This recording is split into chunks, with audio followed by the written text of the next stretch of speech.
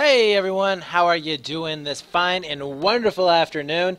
I am Brett FX, joined here by Baz, and we're going to be casting the ESL One Summer Season Small Obliteration. It's going to be amazing. This is the America's Cup qualifiers, and I have to say that, especially after our last cup, our first one, if you have not seen that, you should go back in the past broadcasts and check it out. It was an amazing, amazing cup. Fantastic matches all across the board. But if we have anything like what we had last time, this cup is going to be amazing. Yeah, for sure, but especially like the first round, we had a best of three with overtime, and those teams were really like equals of each other, and it was really great to see all those Oh yeah. tactics coming together. Oh yeah. And you know what's really really cool about this particular mode, and we've said it 100 times, is that these teams, they're still kind of learning it, so you're still seeing interesting plays. You're not seeing everybody doing the exact same thing. A lot of them are coming up with creative ways of getting around the map, setups, all kinds of cool stuff like that. So it really is a breath of fresh air to be casting this. And oh, excuse me, I do want to apologize ahead of time, guys. If my mind goes blank, or if I just make some sort of really messed up fumble with words, I was gone yesterday. I was about 4 hours away from where I am now, playing paintball all day long out into the really really hot, humid sun, and I'm tired. I'm sore. Like literally everything from the neck down feels like somebody just came with a baseball bat and started hitting me and didn't stop for the entire night. So it sucks. Uh, so any blunders that happen, that's the reason why. That's what Baz is here for. He's my backup, man. You know, he comes in there, he saves the day just at the right last second. Yeah. We shall see that. Oh, come on, man. Have some more confidence in yourself. Anywho's, guys, we are waiting right now for the teams to actually get us our maps ready, because they are doing their... Oh! No, we're still waiting for the map veto. Darn. I don't know, how hard is it to do a map veto, guys? I mean, come on. It's It's pretty hard. simple. Anywho's, if you guys want to check out the brackets, you absolutely can do so. They are right there in chat. Pretty awesome stuff, I have to say. Gumby, right on the spot right there, hitting brackets, posting them right up there. Anyways, you guys want to check that out, absolutely do so. I was looking at the list today, and, well, actually, where did my list go? Oh no, this is not good. Here we go. There's the list. I was looking at the list today. We should have some fairly decent matches that are going to be coming up within the earlier stages of. Oh, I did not see that Elevate and Ping are playing. That would have been a really good match to actually go for. But our round of 16 match might actually be Symphic versus Elevate, the two North American teams, the only North American teams actually that are going to be competing in this cup. Might face off against each other in that round of 16. So that's going to be a pretty interesting matchup. In fact, I'll let our admins know that if it is Elevate and Symphic that move up, then we are definitely going to want to watch that one. But looking at the rest of the matches, it looks fairly decent. Mercenarios, which surprised me last week. Baz, I know you had to bail out a little bit earlier in the cup, but Mercenarios actually made it up all the way into the semifinals. Never would have guessed that they would have made it up that far. So those guys, they ended up placing fourth in the cup last week. So those guys are going to be a team to have to watch out for. They do get a bye because of how well that they did place last time. So it will be kind of curious to see where they play out. Also, Jayob, they ended up placing third in the last cup as well. So they're going to be able to get a first round bye. But they're going to be in the lower bracket as well. So they don't have to face off against, I believe it was Dexterity last time that they had to play against. So they may have a little bit of a, we actually might be seeing them getting up into the finals. That would be very, very, very awesome to see. So yeah, very, very good matches that are going to be coming up. Looks like we have our map veto in Lockers and Zavod, and those are our two picks. We don't have a third one just yet for our tiebreaker. I don't know how, but we don't yet. But Lockers, my God, I think we saw that every single match last cup. Yeah, they love it here. I guess they do. In Europe, you don't even see lockers so often. Like only maybe 2 out of the 10 matches or something. But here, no match without lockers. Yeah, unless it's forced, like in a Go 4 Cup, you hardly ever see lockers. I'm very surprised to be seeing it popping out as much as it did last time. Like I said, it's like every single match we saw at least one Lockers map being played. And then Gold Mud will be our tiebreaker match. All right, so Lockers, Zavod, and Gold Mud. I actually don't mind the those three maps. Lockers, it's not my favorite map. You guys already know that.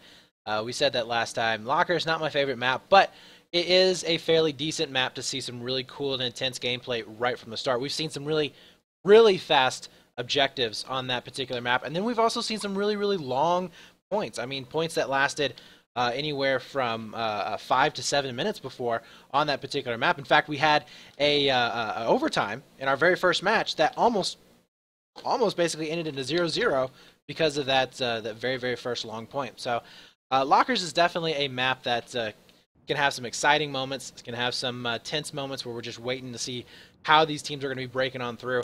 But overall, I think we got a pretty good map list set up. Yeah, for sure.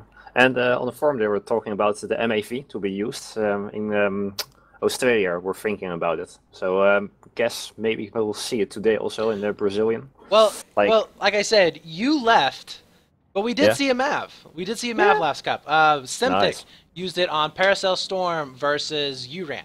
And unfortunately, I think it did more harm than good because it took out their one of their guns, and they really needed to have all 5 of their guns up against URAN. But yeah, I am kind of curious to see how the map's going to be playing out. Synthic is one of those teams, though.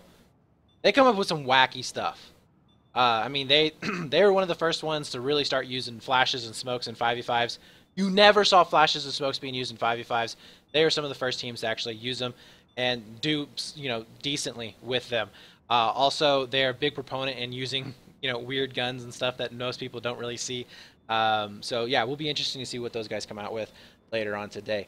Heads up though, we are going to have a second map switch. So we are going to be switching servers on Zavod. So there's going to be a slight little delay.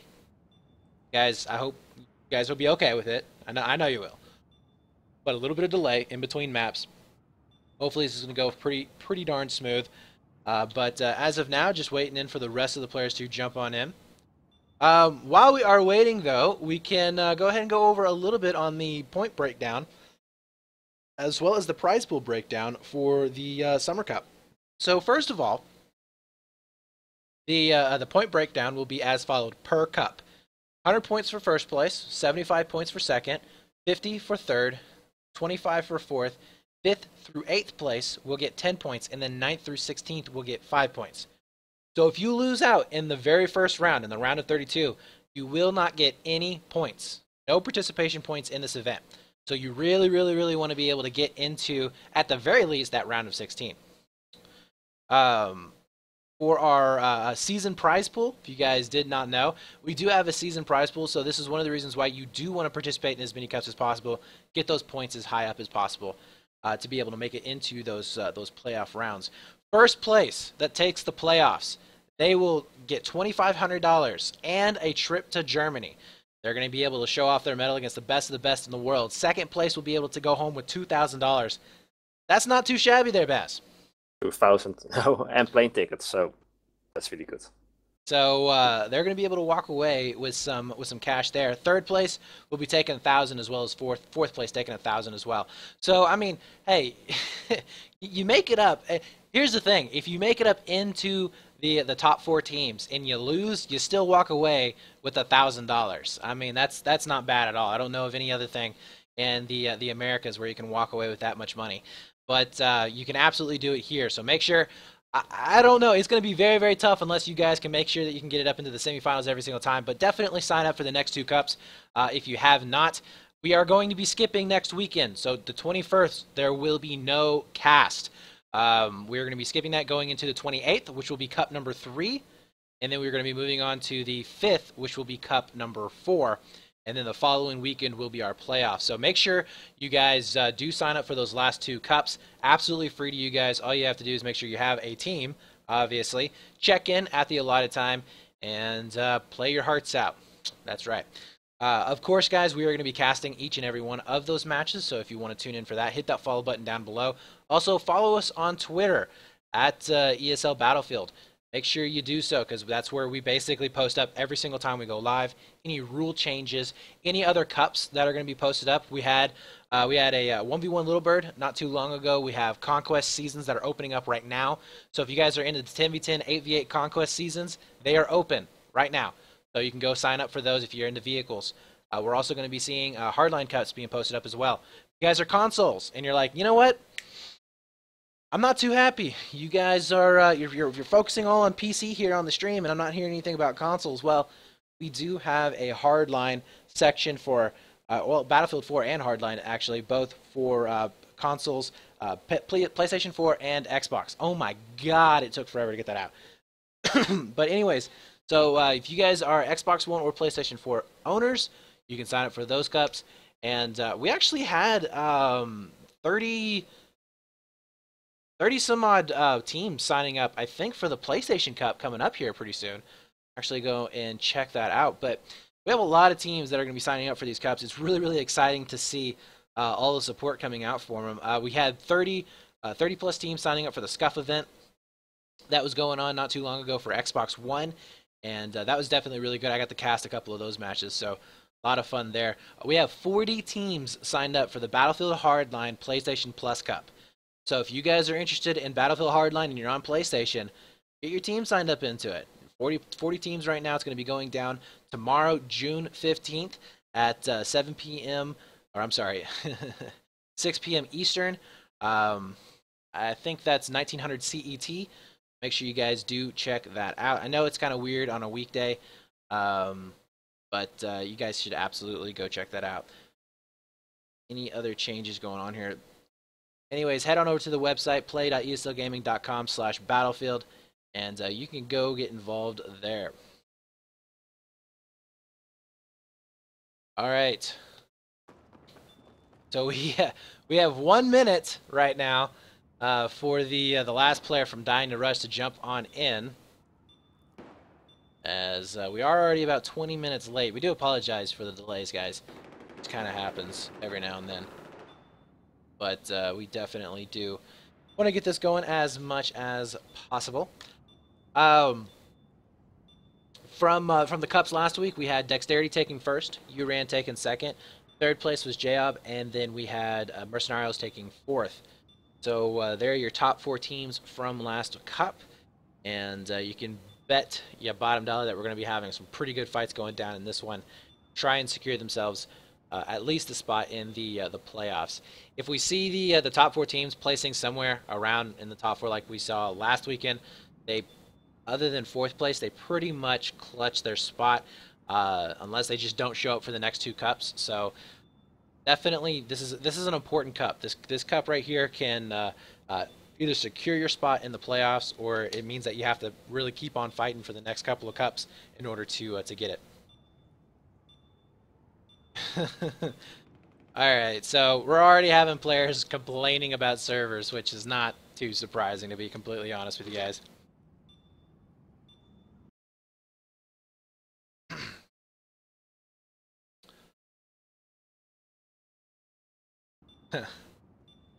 Oh man. So anyways, Baz. Yo. What'd you think of the cup last week? Well, it was great, to be honest. I mean, many teams saw, like, did some first tactics, they thought about it, and they could see, like, within 5 minutes it's filled, so they adapted again. Then they could say, okay, this works. Then all the team adapted on their tactics, and it was, like, really dynamic to see what the guys will do. Sometimes they were, like, really rushing into it, and they said, okay, it could work, but yeah, if it fails, then they most likely had a plan against them. And then they went more defensive, but then they say, okay, we are too much here. And then they lost like 2 players, and then they got the plant against them. So it's like teams are like thinking more, adapting, and also like the last man standing principle is more like effective now. People are teams are really thinking about it, so it's really great to see that. Yeah. Also, you know, just because you get a plant doesn't mean you make it. You didn't actually get to see this, but in the finals, Siege of Shanghai, Uran versus Dexterity. Uran had the Chinese side of the map. Dexterity pushes up extremely aggressive into escalators. Like 7 minutes, they get the first plant down. Uran has a clutch disarm, like ridiculous disarm. Gets it. And then they get wiped. Dexterity plants it again. URAN somehow again has 3 people on the bomb. They all die, but at the last second, they get the defuse. But wait, Dexterity plants it again, and URAN comes back in for a 3rd defuse. It was ridiculous. It took them 5 minutes to get that 1 bomb plant. So, I mean, yeah, this game, you have to make sure that you focus all of your attention onto those bomb sites and making sure that you are going to be able to control that particular map. It takes a little bit more, I think, than what Domination did. Domination, I think, allowed you a lot more leeway to just kind of not pay attention, to just not care about what happened, because you know you're just going to be spawning in and shooting anything that moves anyways. Yeah, and also teams now remember that if you plant a bomb, it's not really drastic of dramatic when you lost it. If the fuse is still there, the bomb, and on their side of the map, so there's no big. You just retreat a bit, get the full lineup again, and then move back. Not like go 1 versus 4. I mean, you know you're gonna lose it anyway. Yeah, absolutely. All right, guys. So here we are. 5 seconds left on the clock before we get to our first map in this best of 3. We are going to be seeing Dying to Rush here on the U.S. side, as mYst Gaming be on the Russian side. And this is so far fairly standard breakout. I mean, we got 2 going outside for each side, 3 going into the center of the map. Now, the staircases will be reached first, if you see over here on the north side, by Dying to Rush. They are going to be able to get control of this area first. Now, this area is extremely important because it does allow you a lot of really good high ground advantage looking into the tower area where the bomb spawns. So that is going to be a crazy, crazy battle if they end up losing it. But look at this. We are going to be seeing AK Sexy able to pick up 2 of the kills, taking down Shark there. And that does open up a lane for them to possibly go in for a back rage. We're also going to be seeing the bomb being taken over here. In Control is trying to do some damage control. Not able to make it happen. He tried to pull back and get a couple of frags. But that is a quick wipe right there, as we're going to be seeing Dying to Rush getting the first plant off.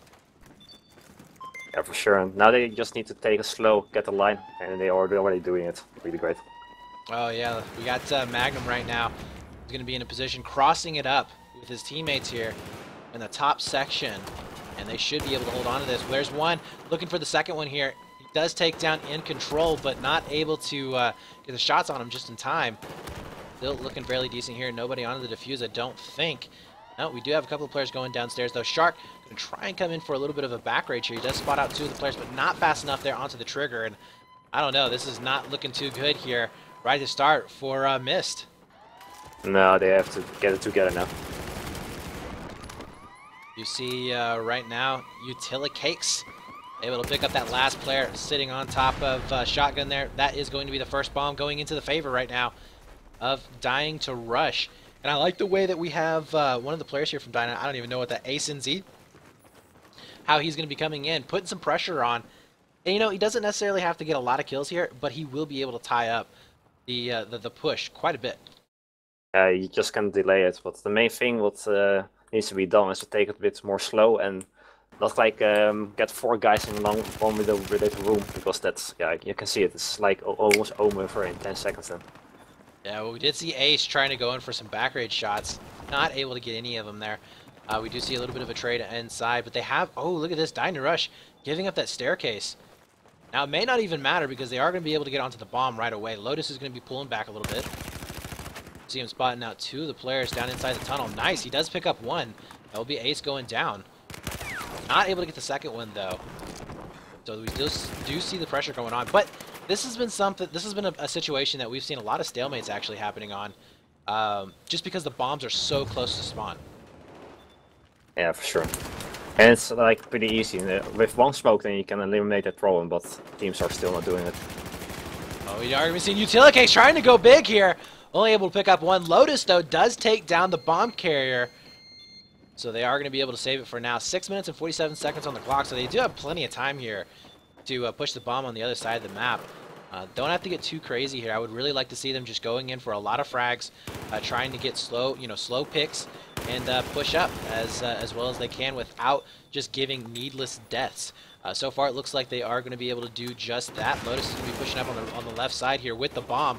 Not able to make anything happen. Nice pickup there from In Control, helping out his teammate quite a bit. As we do see Lotus going in for the Magnum shot. He is going to be able to get the assist, not the kill. Big spawns coming back in, though, from Dying to Rush. And they are going to be able to overwhelm Lotus here if he's not careful. Why don't we see Lotus going outside, though? They had an opportunity to push that outside lane fairly quickly. Yeah, I don't know. Okay, there's one guy off TPR and on the outside, but I didn't even know that. Oh, Utilicakes, though, only able to pick up 2 of the players there on the backside. Don't know if that's going to be enough. Look at this. Magnum, though, might be able to be the saving grace here for Tiny Nush. If he can stay alive long enough, he does end up going down, but we are going to be seeing AKA Sexy here. I love the names of gamers. I do. Oh my god, look at that! Sexy taking down 2 of the players. Looking for that 3rd one, possibly inside the tunnel. Doesn't even have to, though, because his teammate's going to be spawning back in. But to be honest with you, I think mYst is just happy to finally get the bomb out of their own side of the map. That's really good to see now. Ace is going to be able to pick up at least 1. Comes around the corner with that hipfire spray. A little bit too bad. Will get taken down. Bomb carrier still is going to be up and alive. That's going to be almost a full squad wipe. We see 4 players now that are going to be up.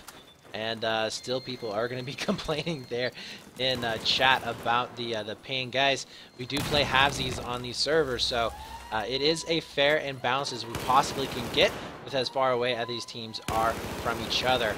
We do see Smile, though, picking up 1, looking in for the Rex, not able to find him as he does get taken out. Lotus is now going to be the last one up and alive, and he ends up getting picked up. We did see a little bit of a revive going there onto Shark, but he's not fast enough on the uptake there. A-Flag will definitely be disarmed right here. I do not see anybody coming in for a little back rage. Yeah, there's a big spawn bomb coming in. 4 players will be up and alive right now as we do see... Oh, I like this. Ollie.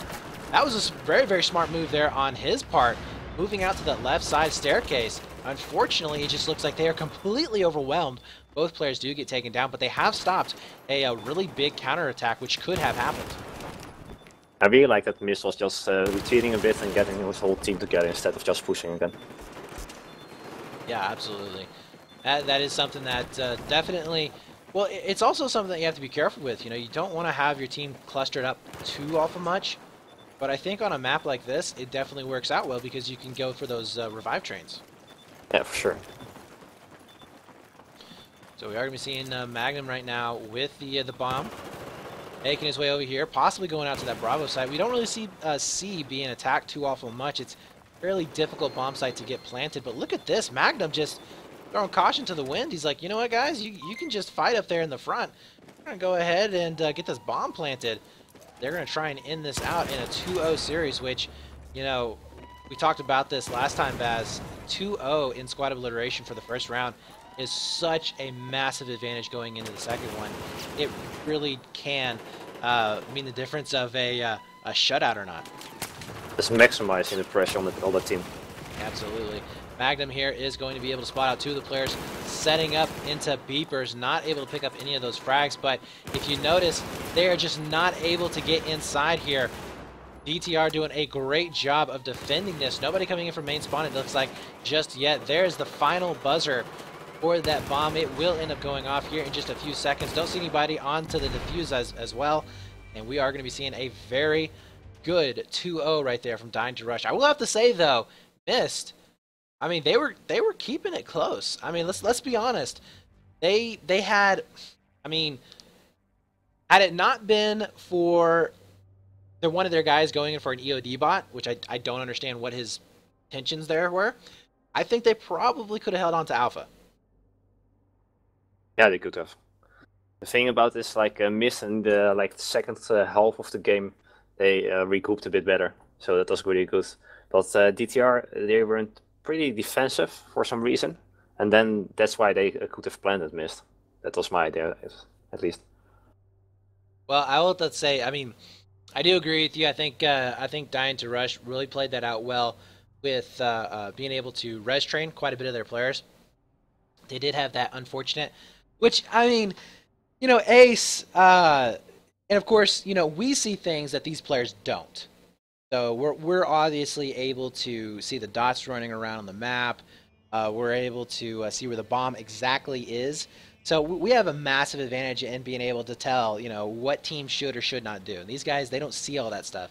But, you know, Ace could have stopped that big counter push that happened on the outside trail right there had he just, you know, poked out a little bit sooner. But You know, I think that overall Dying to Rush looked very, very well. I think that if we see mYst picking up a couple more of those frags, because they're really struggling in getting any kills at all. Hmm. If they can just start getting three or four more kills per person, they absolutely have a chance of coming back and doing some real damage. Now the other thing too here, Baz, is that we saw, I would say four out of the 5 times that we saw lockers last week, the U.S. side always was able to get the bomb plants down. They were pretty much the ones that almost always won the round. Very few times that we actually saw the Chinese side being able to push over and completely overwhelm and take over onto the U.S. side. We did see it, but it was few and far between. So do you think that now that we have swapped sides that we're going to be seeing mYst being able to come back, maybe take control of at least one bomb right from the start? I think they can do it. The only thing they had a bit trouble is also like synchronizing because, for example, like the B bomb, the latest was planted, and the two went through the kitchen, and then 10 seconds later two went through the beeper side. It was not like really synchronized. They need to do that, otherwise they will lose some fights. Yeah, communication. I mean, that really is a huge part um, in your timing pushes, obviously, but even more so here on Small Obliteration because it is such a long running distance to get back into a position to actually help out your teammates. So Yeah. 42 seconds left before second round gets started, and yeah, I hope that we see a mYst coming back with a really quick plant. Now, because they did go down 2-0, they cannot give up a single bomb to Dying to Rush. This is going to be extremely difficult for them to hold this off. I think that if Dying to Rush frags like they did last time, and they stay grouped up like they were with those res trains, I think that they're probably going to be able to take this map, but I'm hoping that mYst will at least get one bomb. At the very least, end it out, 3-1. Yeah, so now the question is, will they be a bit defensive or they will be really aggressive? Because they need to be defensive to hold their own bombs because they can't lose one. But they need to be aggressive because they only got like 10 minutes to plant. Yeah.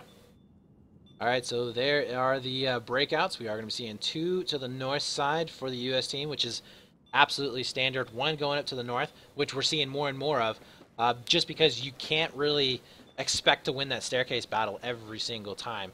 So we are going to be seeing 4 players heading on into the center of the map from Dying to Rush. And if you look at it right now, we are going to be seeing a heavy emphasis being put onto the staircases here, as we do have Ace setting up for a push here onto the bomb. We'll be able to spot out and get the first frag there as he does take down Lotus, opening it up. In fact, Ace is going ahead and just pushing into the other side of the map. But at the same time, we have NVX who ended up going underneath and around here, and he's going to be able to pick up Magnum with an opportunity with a second one here in just a few seconds. We need to be getting a little bit of help there from staircases as he is going to be able to take down Ace there, get the bomb, and this might very well be a plant at the very least. Yeah, if they can move the bomb now, then they easily plant. I mean, it's exactly what I was saying before, Baz. I mean, if they can get the frags, I think NVX may have waited a little bit too long here, but they're getting the frags and they're able to push up because of that. So we are going to be seeing NVX here with the bomb, trying to make his way up to that B site. I think they may have waited just a bit too long. They're allowing Dying to Rush to try and reinforce. As we do see him trying to come back in, we'll be able to spot out one. Nice pick up there onto Magnum. Looking for the pre-fire. Doesn't even have anybody there to shoot. As we will see him coming around the corner once again. Pulling out the mag. Almost finishing him off, but not quite. Now it's going to be down to a 2-on-4. As we do see Icon trying to pull on back, but I don't know if they're going to be able to do it. He is the last man alive here in this position. Cannot go down here. Needs to stay up for as long as possible. Allow his team to get those spawns coming in, but look at that coming in from the backside. We are going to be seeing those shotguns doing a massive amount of damage. I'm sorry, not shotguns. I don't know why I was thinking shotguns. But we did see Shark getting a defibrillator, though. That was cool. As we do see that wipe going down onto that alpha bomb.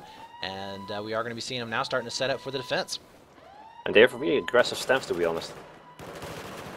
Well, I think you almost have to have a little bit of an aggressive stance here on this side of the map. We do see Utilicakes here spotting out a couple of these players, will be able to get shots on one, but not quite the frag on it. In fact, his teammate not able to get the finish on him, and he's trying to go in for the defib kill. That ain't going to be happening. Utilicakes ends up returning the favor as he takes him down. Still going to be seeing that A site planted there, as Ace was not able to make it into him, and I think they will be able to have a very good bomb take right here.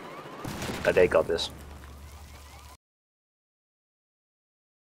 So we are going to be seeing NVX still just trying to pick up a couple of players there inside curve. Will be able to take down at least one.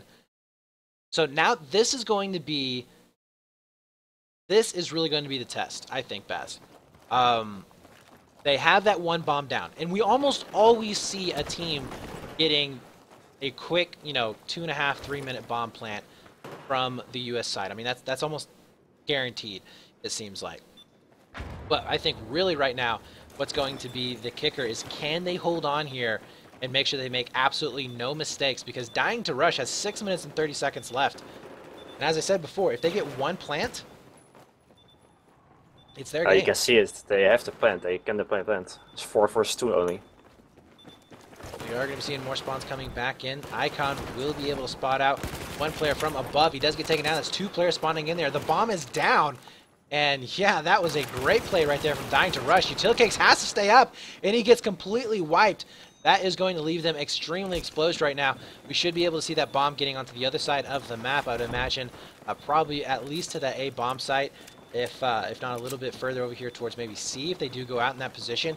But yeah, that was a really, really big blunder right there from mYst, especially because they had such a huge advantage. Yeah, they were a bit clouded in the same line of fire, so that was a bit of a pity.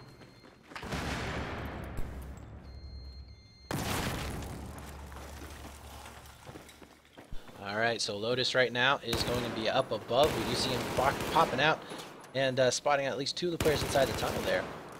And they're going to be playing extremely defensive here. And, I mean, there's 2 ways right now that we could be seeing Dying to Rush play this out.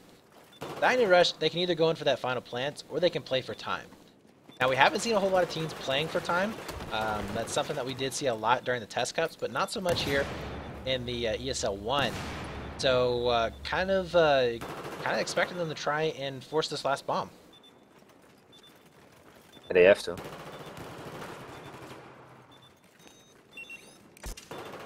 Still going to be up with the bomb. Not able to get through just yet. We do see a little bit of a back rage, though. Lotus does get taken down. We're also going to see an NVX trying to go for one himself. Now it's going to be up to Utilicakes here, and he is not able to stop the onslaught of players coming through that tunnel. Will end up getting picked up. We do see the push coming back in, and they will be able to get that plan here in just a few seconds. There, the spawns coming back, and they are so far away that they're going to be able to get a massive defense going on here. Ace is going to be pushing straight on up. May not even get a kill here, but at the very least he's slowing down the push. That's going to be coming his direction. He does get finally taken down. Now it's going to be up to Sexy here. And no, they end up going down as well. So what is this? All of a sudden, Magnum, last player left up and alive. They just fell so fast right there. Yeah, that was really surprising. I mean, they couldn't see, in the first of the match they didn't have like the aim skills default, but now. Well, that was, like I said, that was crazy right there. I mean, at least 1, maybe 2 kills going down, but no, it wasn't. I mean, it was just frag after frag in mYst favor, and they made it look easy. So right now, Lotus with that bomb carrier, he's pushing his way on up. He does get spotted out there and taken down. mYst here needs to be careful, though. I mean, it's getting very, very close to the time here. Need to make sure that they do not run out. They have plenty of time to have the bomb over on the other side of the map tied up, trying to go into overtime. The question is, what will DTR now do? Because they're in their own area. Looks like DTR is playing this extremely passive. I kind of like what they're doing right now. It looks like maybe they're going to be playing for frags and just waiting to either get it outside or... we do see Utilicakes going big here, able to pick up 2 of those frags. And now he's going to be able to carry the bomb himself. Decided to go over here onto that Bravo site. But look at the reinforcements coming in onto Beepers right behind him. Utilicakes, though, he tries to turn around and do something about it. Ends up going down. I would have liked to have seen him just run into Kitchen as fast as possible and try to hold on for his teammates to come back in. But it looks like Shark will be able to take down at least one. Gets picked up himself. Now we do see NVX here. also getting taken out. So that is going to be a full wipe pretty much. We do see In Control, but where is he at on the map? Well, he's just kind of hiding right now, letting everybody go back behind him. Where the spawns coming back in? Nobody spawning at main. Oh no, That is this dangerous. is not good.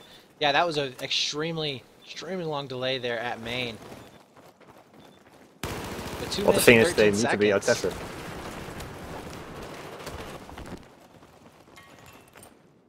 They have seen that back rage coming for them. They have wiped it out.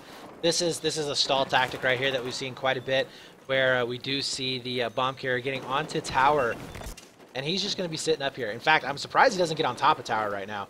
That's mainly where we've seen the majority of those players going to, right there when they're trying to just stall for time. And we do see Shark trying to get a little bit of a touch in here on inside the middle of the map, but you know, mYst, they're playing way too defensive. I mean, they're getting ready for a push, but they have to know that there's not going to be one coming. A minute and 34 seconds, there's no reason for Dying to Rush to push on in there and end up losing that bomb. They need to be now aggressive, take the chance. I mean, if they lose this fight, then it's already over anyways. You do see Ace picking up one there inside staircase. He does get, oh, nice shot there from NVX, able to get that Magnum onto Ace, but will they be able to stop the push coming back in? A little bit of a team frag going down. Magnum taking out one of his own, but he is going to be waiting downstairs for the inevitable push that should be coming in just a few seconds. But we did see 3 players down. Now we do see a 4th one going down as well. Bomb carrier will be all the way underground right now. At the moment, most of his teammates have spawned back in, and they're going to decide to go ahead and push in onto the other side of the map. Nobody here for mYst will be under the tunnels to try and stop this, and they got a free push all the way to C. There is nobody back here to stop this. We do see Sexy doing some work, able to pick up at least one of those frags. He does end up getting taken down, not able to get the Rex kill like they wanted to, but 31 seconds left. Even if they disarm this, there's not going to be any time to get onto the other side of the map. Yeah, mYst isn't lucky. They lost one guy. Yeah, well, I mean, even without that person being lost, I don't think they would have been able to do much of anything at all. No. They needed to be aggressive, and they went for it, but it was too late. Yeah, I mean, they needed to play. They needed to play like what they did at the very beginning of the map. I mean, they were extremely aggressive at the beginning. They were making sure that they were going to be able to put pressure on the other side. And this one here, I mean, towards the end, they just, I don't know. I really do not know what was going through their heads. I mean, they do have a timer, so they know what the time is, and they had to have known right at about 3 minutes. Hey, we got to make something happen here pretty quick. So we are going to be seeing map number 1 going into the favor of Dying to Rush, 3-1 in their favor. And I have to say, they did it in a fairly convincing fashion. Yeah, and now for Savot, what will it be? That's the question. Yeah, Zavod being our next one. I mean, what do you think we're going to be seeing on it? Yeah, DTR showed that they have really good synchronization, and they, really good. I mean, if they, Savot is so important that only 2 guys go maximum for the bomb, and the other guys have like mid control. So I'm curious how they will play it. I mean, mYst, they showed only to be really good at aggressive mode, and if they go defensive, then they lose the momentum and they will lose bombs. So it will be interesting, especially on Savot. Yeah, absolutely. So right now we are going to be switching over here to Zavod, as we stated before. We are going to be seeing the pressure, though, onto mYst here. They've got to make sure that they win this map. If they don't, we are going to be seeing a 2-0 in favor of the Dying to Rush, moving up into the second round here.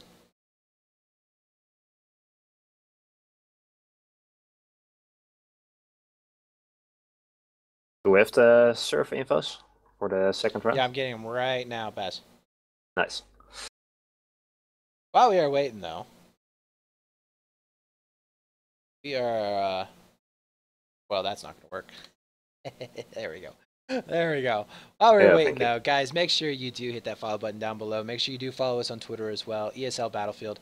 And do check out the website, play.eslgaming.com/battlefield. If you're a console guy, we do have plenty of console events that are going to be coming up here in the near future. So definitely sign up for those, both for Hardline and for Battlefield 4. So if you're not into one or the other, hey, you got your choice there.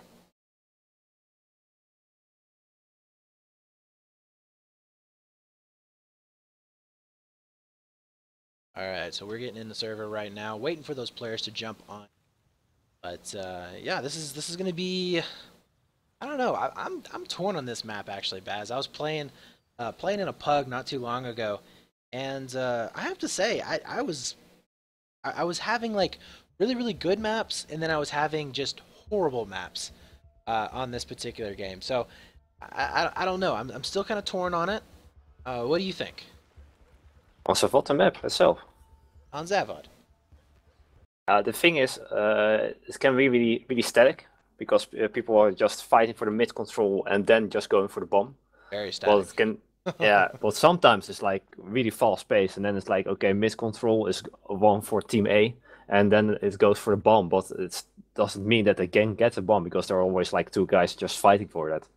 So yeah, it really depends. And also, some teams still don't understand that when they have the bomb carrier needs to move because otherwise they will get surrounded and then it's over for them. So it really depends on the teams and their playstyles if it's a good map. It also depends on it also depends on their awareness as well, because we've seen some teams playing down into tunnels, doing a really good job of juking out others. Because you can go up yellow stairs, or you can go all the way towards the backside of the factory over there towards the C bomb site, or obviously you can pop up where C dom usually is at.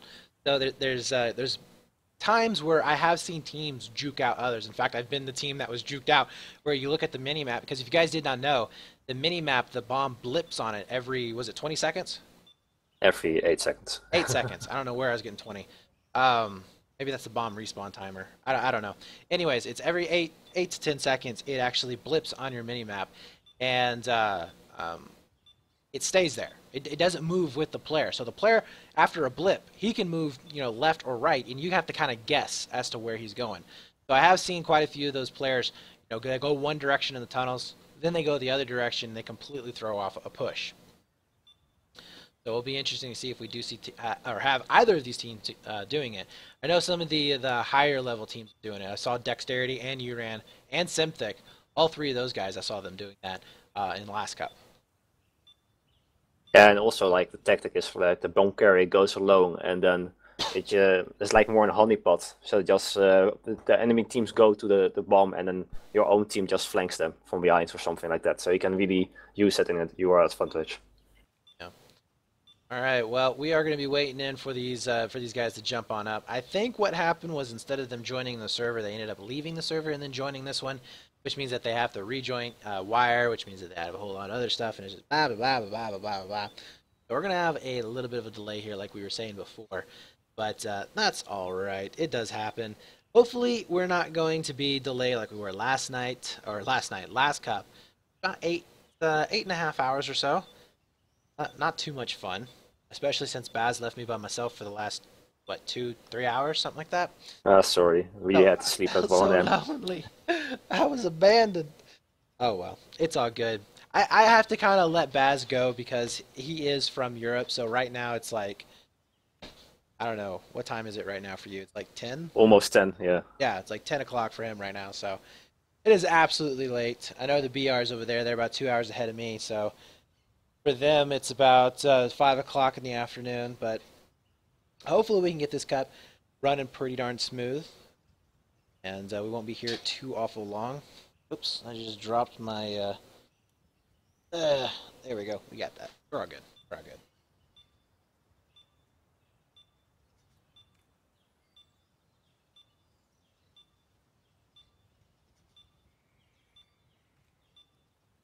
Hey, we got Milos there in the chat. How are you doing, man?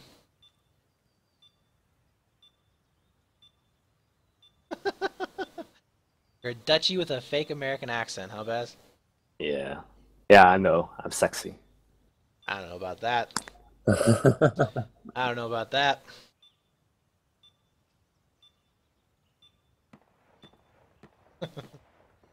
All right. So, anyways, Baz, you got finals coming up, right? Yeah, will be fun.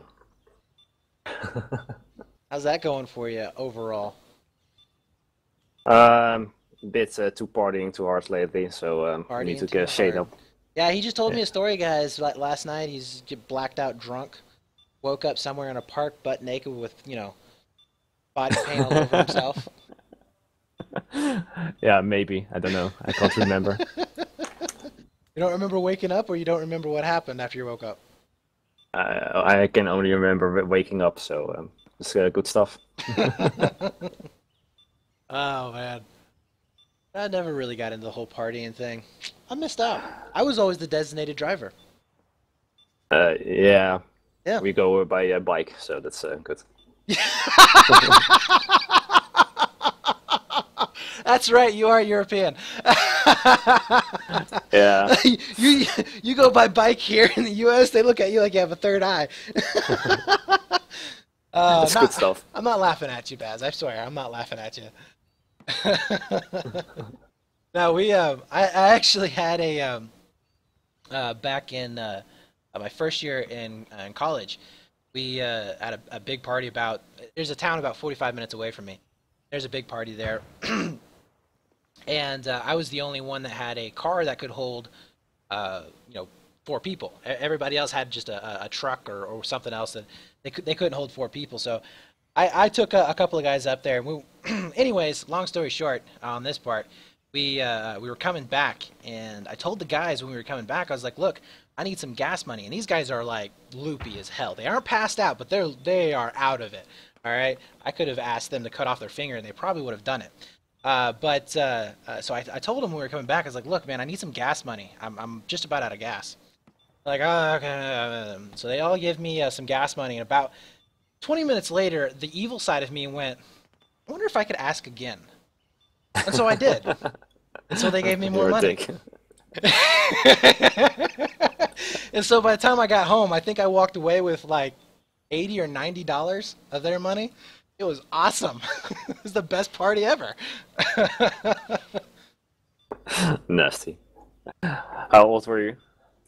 22? 22? Okay. Okay, No. still not a real adult. No. I was younger than that. I was 20. Oh my God. Wow, that's bad. I can't even remember how old I was. I was almost 21. That's what it was. I was almost 21. Almost you could drink, right? I'm 21. Like that stops anybody. Okay, yeah, I don't know. I don't know. You can drink at 16, so Yeah, I know. Euros. Oh, that was weird. When I was over there in London, we went to a bar. And I looked over to my left, and it's like a kid. I mean, I know he wasn't a kid, but he's probably 16, 17 years old, drinking in a bar, nobody even caring. Is like, that is weird. It was just strange. yeah, that's weird for you. And for me, it's weird that at 16 you can drive a car. But the other story. Well, I tell you what, I wish they would change that. Because there's a lot of 16-year-olds that don't know what the hell. There's a lot of, and there's a lot of adults that know what the hell they're doing in terms of driving.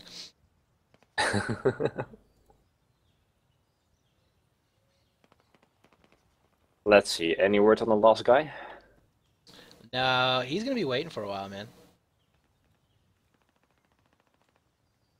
That's their strategy. That's their strategy. See, they give them, cold hands. It's a thing. It's a thing I just made up. Cold hands while you're playing computer games.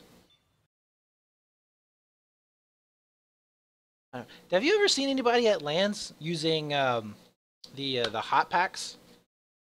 Yeah, for sure. Have you? Some of my teammates say that. How do you why? That is so uncomfortable. And some even wore gloves just because their hands were so cold. Oh my God. I've always had the exact opposite problem. Like I need a fan on my Yeah, hands. you got those like those USB I fans, have and you seen it. just put it Wasn't above there it. a mouse that came out at some point that had a fan that like attached to the front? Oh yeah. I don't know. It was Logitech, I thought. Yeah, it was a really great idea. No, it wasn't. It's so stupid. No, no, but it was like internal, so it had like holes in it, and it just blow some air. Yeah, yeah, would be nice if you have like sweaty hands.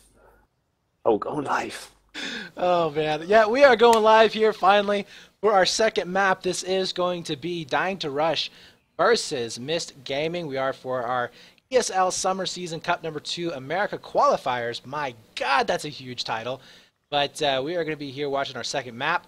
And Dying to Rush so far is up 1-0, as they are going to be on the Chinese side here. So we'll go ahead and flip them on over. But Baz, what are we going to be seeing right from the go from either of these teams? We like that DTR already has like a 2v split, so they will go for the mid control, which is really important. And my really question is like, will mYst go like full retard mode and 5 people going to the bomb? Ouch, that's harsh. Yeah, but you could see it last week. Like people were doing it, and if they lost like that move, then they lost like automatically like 1 MCOM because they couldn't fall back in time. Yeah, it was the Invids match, wasn't it? It was Invids and Infinity. Invids and Infinity. Yeah, Infinity was constantly 5-man rushing in the bomb and just got wiped every single time. But that's not the case here, as we do see mYst pushing 4 players into the buildings, or 3 players actually. One is going to be tailing off. I like this play right here, Bess. Yeah, we much better. Just taking it slow. Well, NVX is going to be able to spot out 2 of the players here. He's pulling out that Magnum, looking for those long-range shots possibly.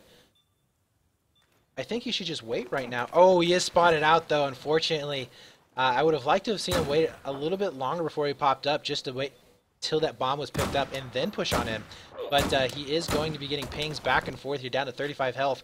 You know what would be really interesting is to see where NVX is at with a recon kit. Because he could have had at least 2 shots into those players. May not have been able to kill them, but he would have been able to make them extremely weak. Oh. So we are going to be seeing a little bit of an engagement here down towards the buildings. Ali be looking out for any stragglers. He is going to be able to hear them, though, as he's taken up at least 1. Looking for the 180 turnaround. Turns out he didn't really have to, as he does get shot from behind. Ace, though, going ahead and getting a nice little blind fire shot. He is going to be spotting out the bomb carrier, who is into C Dom, though. Takes out the headshot. Beautiful play right there. Now it's going to be down to 1 player down below. Shark is going to get completely overwhelmed here if he's not careful. He's going to go ahead and back on up. Bomb is completely neutral here, guys. So if they do not get on it here pretty soon, it will reset. Looks like they have been able to pick it up. Like the positioning, though, so far from Dying to Rush. They went ahead and went for the tunnels instead of the frontal engagement there in C-Dom. I really like it. I mean, the only thing mYst was doing is like delaying too much. They just needed to move. Yeah, absolutely. Ace, though, going big. I don't know what was going on there. I think he was reloading. Unfortunately, does get picked up. Now it's going to be up to his teammate here, which is going to be Sexy, a.k.a. Sexy, as they are going to be pushing on in over here towards Yellow Stairs. It does finally get taken down. A lot of teams just... A lot of these players just going back and forth, back and forth. Now it's only 1 player left up and alive. That will be Smile Not Big. Oh my god. Lots of back and forths here. And that is one place, Baz, that you never want to drop the bomb, which is the middle of this map. It is almost instantaneously going to be a plant for the opponent's team. Yeah, only 20 meters between the bombs.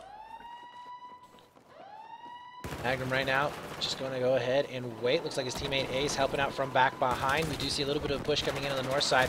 Does get taken down. NVX will be able to take down, looks like 1 player trying to get a nice little cross shot on. As we do see a back rage potentially going to be coming in here. NVX still doing work. Takes down Sexy, looking in for the 3rd here. Where is he actually at? It looks like he did get wiped up. I thought there was 1 more player left up onto that C site, but that diffuse will come in. We are going to be seeing all 5 players spawning back up over on the left-hand side of that map. Now, with NVX, keep wanting to say NVC. With NVX here, with this bomb, do you think that you think they're going to be almost a guaranteed B site? It will be hard. They need to be a bit defensive. Yeah, they got good spot now. Oh, look at Shark being super sneaky right there, waiting for him to come into the doors. We'll be able to pick up at least 1 of those players. Does get pushed out just a little bit. Now, here's a big push coming in for Ace right now, who's decided to switch on over to the engineer kit, trying to blow down a couple of these walls maybe. Get some splash damage going down. Not going to be working out there for him, as he does get taken out. Now, B-site might actually be diffuser. Here's coming down to 1 player. The spawns are going to be coming back in. Utilicake's able to take down 1. 2 players now, but they are not going to be able to get the defuse here. I think they just may have gotten the first bomb on this map, and a crazy back and forth here onto this B site, and they are going to be able to go up 1-0 here in this first round. Both teams are really stepping it up. That was really good, I would have to say, for mYst. Utility going huge with that two-piece onto the actual bomb. No smokes, though, were brought out, and that's something that we were seeing a lot more of towards the end of the last cup. And this may just be because these particular teams are not used to playing with smokes or not. But, ooh, nice pickup there from Utility. He's just lighting it up. What is he right now? Utility 9-1. This guy is on a freaking roll. 9-1 currently. I mean, that is definitely, if they don't win this round right here, he is going to be extremely mad. But it's like the complete opposite of Lockers at the first round. It's the exact opposite of blockers. Ace does end up going down. Utility with another kill. We're going to stay on board with him right now as he is lighting it up. Picks up another one there as he makes it 11. My God, the guy is on fire. We do see smokes being put out. They are going to be taking the bomb back over to the north side of the map. Now, in this situation right now, they are getting completely clustered up. We do see him finally taking out the last player from Dying to Rush, but at the last second, NVX will be able to pick up at least one. And that is going to be finally a runaway here from Icon, as he does pick up the bomb, just running as fast as he can over here towards that C site. And this is what we really do see quite a bit here, is them going into that Charlie site, getting up on top of the hill and shooting down. We'll see if that's going to be the case. Yeah, DTR just needs to move now. They can have it like 3-4 strong. Oh, nice. no! No, really good push here. Where were the rest of his teammates? They spawned in a tunnel, and they stayed in tunnel. He had absolutely no help whatsoever. Icon is probably pretty pissed about that, because that should have been a guaranteed plant. Yeah, it's lagging behind now. And also the Magnum, he didn't went for the M-com, but just waited for the kill. Finally, we do see mYst starting to push back up. The bomb, they need to make sure that it does not get reset. They should be able to pick it up. There it is, where the respawn's coming back in. We do see all four players getting ready for a big push for this retake. Smokes are going to be out. We do have all 5 players up and alive here for Dying to Rush. Do they go up into the mountains or not? Nobody's into the mountains right now for mYst, and this is a huge mistake here. We do see one player sneaking their way in through the smoke from Dying to Rush. Will he be able to get the frag? He does, and with him getting control right there from Mountain, they should be able to do a massive amount of damage for this retake, as we do see that A site still going to be planted. One player will be left up and alive trying to get the push, and they will be able to make it. Icon goes down. Nobody there for the defense. Look at this. We have Utility just trying to run as fast as he can over here, but he's not going to make it before the defuse. But was so close. Utility though, using the underneath of the train car to pick up a couple of those frags. They might be able to stop the bomb going the other direction. They have taken down the bomb carrier. There's that last player, Sexy, going down. But I mean, they have to get somebody up in the mountains to control this. Yes, for sure. And DTR just needs to regroup. Oh, or do this. Oh, Ace here! Trying to pick up a third, but can't quite do it. With that double kill, though, he will be able to do a massive amount of damage to the other team. And that is going to allow his own teammates to be able to stay up and alive here. Doing some work. We do see 3 players still alive right now for mYst, but the hill has been taken for Dying to Rush. And I know we've been saying it, it's a broken record here, guys, but look at the angle right now that they have. There is no way, well, unless they get completely wiped up like that, that they should have been able to get a plant. Yeah, they just needed to wait. I mean, they only had to hold on the diffuser. NVX, yeah, he's going to be taking his position right here, so he should be able to hold off on just about any push that is going to be coming back in onto that C site. And, you know, these teams right now, they should know, by now anyways, where that bomb is going to be at and where the diffuser is going to be at. So they should be able to pre-fire even through smokes to take him out. But look at this. Ollie going big with a 2-piece, pulls out the Magnum, and is not able to get the hipfire spray. Had a possible defuse there from Smile. Not able to make it happen, but here's the push coming in right now from Dying to Rush. 1 minute and 25 seconds left on the clock. They're going to try and ninja defuse it right now. Ace is going to be on top of the bomb. He does get picked up, though. Shark right behind. Not enough time, as we'll be seeing Ollie getting that last bomb, taking it 2-0. And map number 2, round number 1. So very, very good job on mYst. They had some really great teamwork on the end. But DTR just fall a bit off. I mean, they went first, like really good grouping, like 4 and then 1 split. But after a while, they just went 1 versus 1 instead of just waiting for the whole group to come together. And look at Ollie and Utility right here. 20 and 9 there for Ollie. 16 and 4 there for Utilicakes. Crazy, crazy good scores going down. And I mean, when you can frag that much, I mean, it really makes a huge difference. If you look over here onto Dying to Rush, they were definitely had a couple of players that were struggling. 8 and 12 there for Magnum. Dudism, we're going with that one right there. 8 and 10. 8 and 11 there for Sexy. So they were definitely struggling in terms of frags. In fact, even their top fraggers were only 2 kills ahead. So they definitely were struggling just in terms of getting those kills, unlike what was happening there onto lockers. And you know, do you think that has to do with the type of map that we played on? Like maybe lockers is a little bit more of a clustery type thing, and that's the reason why they were able to do that?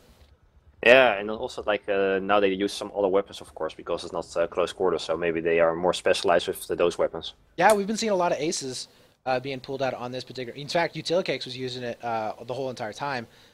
We did see an engineer pulled out. Did you see any engineer play actually affecting the map? No, not really. I mean, last on lockers, mYst had like an EOD bot just waiting in the corner for a defuse, but it didn't work because the DTR saw it. But yeah, okay, it's a good tactic if it works. Well, yeah, but I mean, we also saw Dying to Rush actually using an engineer kit here on this map in the last round, and I don't really think they were able to do much of anything. I mean, there's not a whole lot of places that you can use that rocket launcher. Maybe for splash damage on the actual bomb itself. I could see that being used. Maybe to take out a couple of the IED positions. But as far as like walls that can be blown out, there's not a whole lot of them. Yeah, some extra entry points in the middle of the map, like on the BC MCOMs, that could really help. Yeah, maybe to open up some routes, but I don't know. I mean, would you have one of your teammates going engineer, or would you have him going ahead and picking up paddles and a med pack? Yeah, like maybe in the beginning, just blow up and then do a suicide and then come back as a medic straight away. Maybe like that.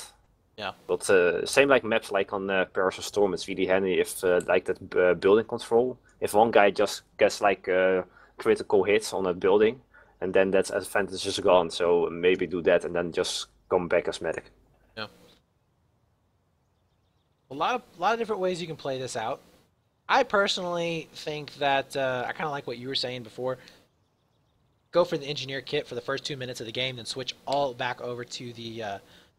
Well, actually, I let me revise that statement. If NVX can get in the position that he did last time, where he was all the way in the south side of the map, when he was all the way back down on the south side, back behind where the bomb spawns, he was spotting out those 2 players from Dying to Rush for a good 15-30 seconds or so before they noticed he was there. The only problem was that he was out of range. Now, if he had a recon kit, he could have at the very least damaged him enough to where they couldn't have pushed up at all. He would have stalled 2 players out right there. They had to have healed up, or they would have had to risk dying. Yeah, that's also a really good tactic. Well, it's the same like I really like a bipod hero at the forest side of the map. I mean, it could really help. The what? A guy with bipods with an LMG, just laying down some fire. I mean, it's not really like there's a lot of cover. But... You know, MHSV used to do that. They did that in a couple of the test cups that we had previously, and I hadn't really seen anybody else doing that. They were pretty much the only team that used the bipod a whole lot. Now, we always saw a team using the bipod on Siege of Shanghai, but on Zavod, not a whole lot of teams open it up. Maybe this time we will see it. Let's see. All right, well, we are going to be in our second round here. This could make it or break it right now for mYst.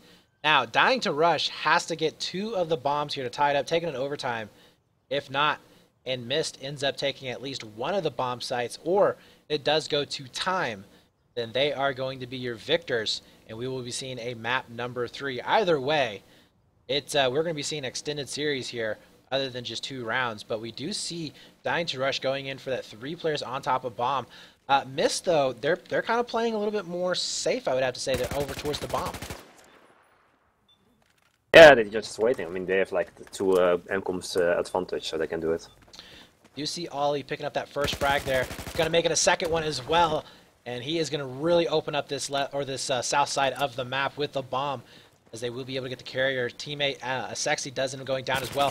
Utilicakes might be able to finish off these last couple of players, pushing on in. Will be able to get that frag there, assist, as they are going to be just marching on through here. Look at the domination right now, and Utilicakes actually using a suppressor as well on that particular gun. So that is definitely something that we haven't really seen a whole lot, especially in domination. I mean, about the only player that you really see using that was like Drunks. Back like on Paracel Storm or something like that, we saw him using it.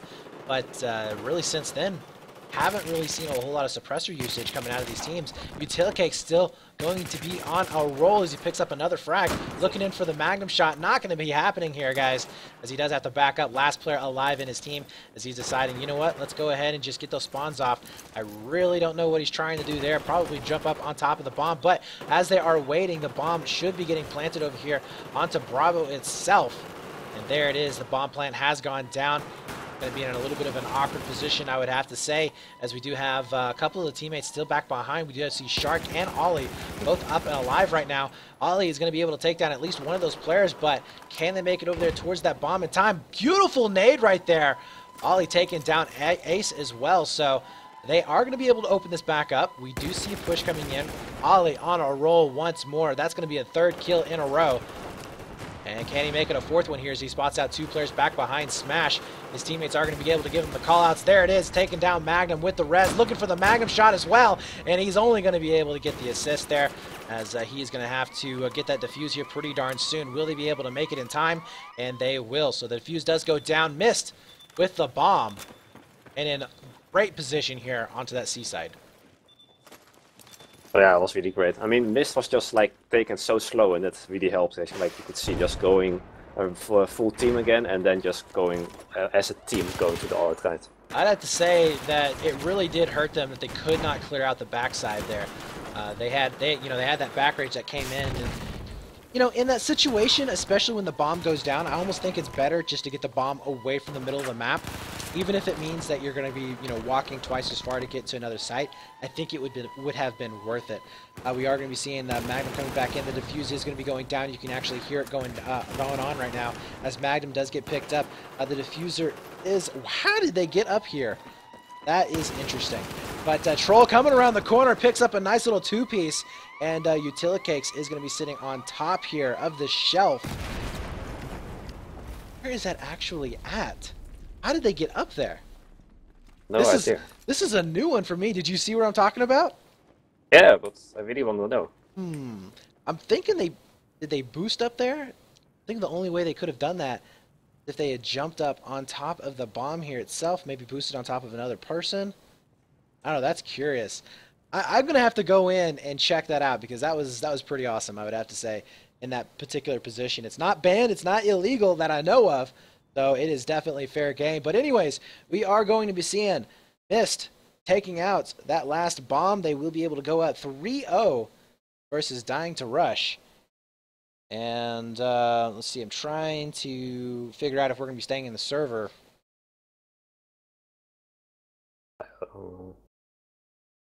Last map is goal mode.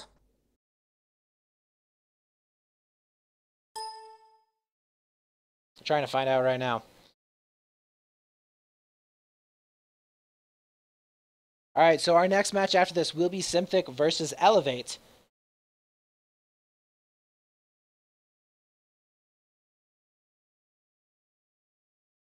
Okay, so the first round of this last map will be on this server. Then we're going to be switching on over. Dying to Rush is going to have to come all the way back in, unfortunately. But we are going to be playing in the North American server first, then the South American server on Goldman Railway. But a fantastic job, I would have to say, for mYst going up 3-0 there. They made it look extremely easy. And how much do you think it's going to play in this particular match that they have the North American server first? They're going to be able to get that first round on their own server. Do you think mYst is going to have a better chance of having a good first round? Yeah, but I think mYst has that advantage because you could see like in a more open map, they have more control and are way better. And I think they found their pace of how they want to play. I mean, they weren't really aggressive in Savold, but they were like a bit in between, and that really worked for them. So yeah, I think they will get the first round, especially when they start at the Russian side. Well, we are going to be seeing a fairly open map like we did on Zavod, so I definitely think it's going to be favoring mYst. As we are still waiting for Dying to Rush to jump on in. Admins over here. Hey guys, by the way, you know, if you ever are talking to an admin or you ever in a server with Pio or Winner, you know, hey, let them know you appreciate what they do. They are a thankless job. In fact, Baz used to be an admin for ESL as well, and it's not a fun job to do. The only reason why you do it is because you have a passion for the game and you have a passion for the community. So those guys, I would say that they put up with more shit than just about anybody in the game, competitively anyways. So definitely let them know that you appreciate them. They do a fantastic job, and they're the ones that keep the competition going.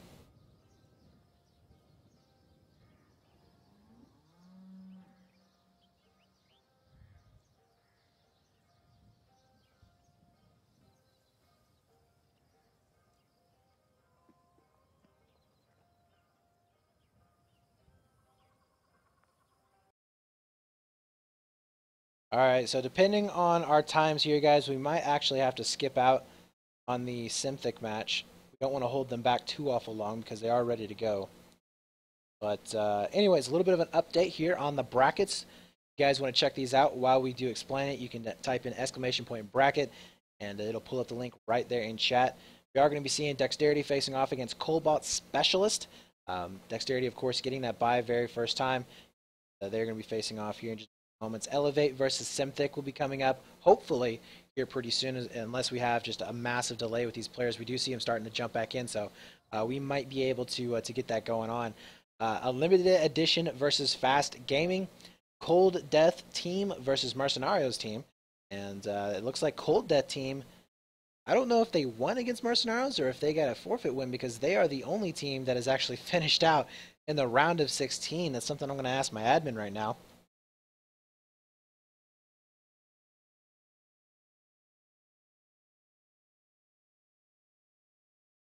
Default win, so definitely. Oh, did it say default win on it? Yeah.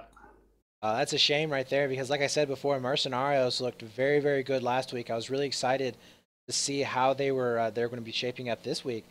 I think that they could have made it up into the semifinals once again, as they were just looking so darn good. We are going to be seeing Job versus Adam Team Esports, and we are waiting for, of course, this match to finish up. The winner of this match will be facing off against Success Key Team. Whew, this is terrible. Talking, guys, you know, it's just talking. Invids versus Titanium Gaming, and then we are waiting for the Lynx versus Toxicity to finish, and the winner of that one will be facing off against Uran, which I think for the most part, Uran is going to have an easy game up until, well, I don't know, Invids could give them some trouble. Invids has actually been a fairly decent team here recently. They really surprised us last week. I mean, they started a bit slow, but in the end, they won pretty hard. Yeah.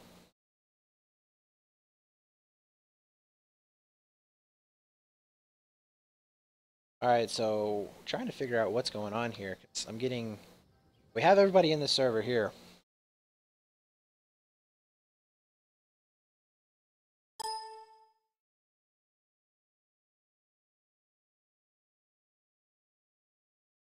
Have everybody in the server here in Goldman Railway, so should be going on here pretty soon. Yeah, last guy is joining, it says, but there already are 5 people in the server.